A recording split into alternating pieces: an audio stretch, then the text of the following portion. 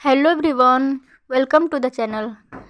आज हम देखेंगे इकोनॉमी के बेस्ट टॉपिक इन्फ्लेशन। इन्फ्लेशन क्या होता है? सोचिए, अगर आज 100 रुपये में जो सामान आता है वही कुछ साल बाद 120 रुपये में आए, तो इसका मतलब क्या हुआ? यही होता है इन्फ्लेशन यानी महंगाई। इन्फ्लेशन का सिंपल मतलब होता है समय के साथ चीज़ों के दाम बढ़ना, और जब दाम बढ़ते हैं तो हमारी परचेजिंग पावर कम हो जाती है। मतलब पहले 100 रुपये में जितना सामान मिलता था अब उतना नहीं मिलेगा। जैसे पहले 10 रुपये में 2 समोसे मिलते थे और सिर्फ 10 रुपये में एक ही समोसे मिलता है। अब समझते हैं इन्फ्लेशन के टाइप, जो यूपीएससी में बहुत इम्पोर्टेंट है।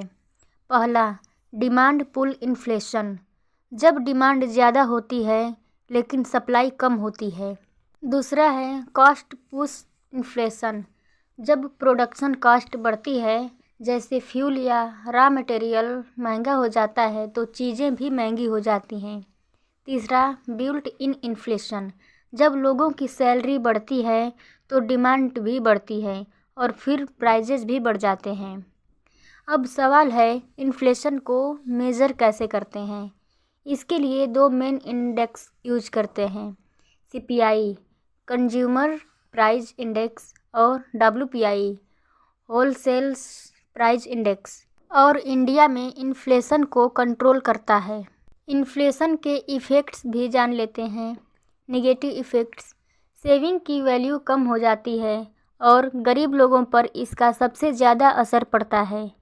लेकिन थोड़ा इन्फ्लेशन इकोनॉमी के लिए भी अच्छा होता है क्योंकि इससे ग्रोथ बढ़ती है।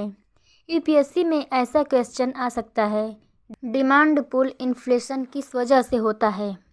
अगर आपको ऐसे ही आसान तरीके से यूपीएससी कंसेप्ट सीखने हैं तो चैनल को सब्सक्राइब ज़रूर करें। Thanks for watching.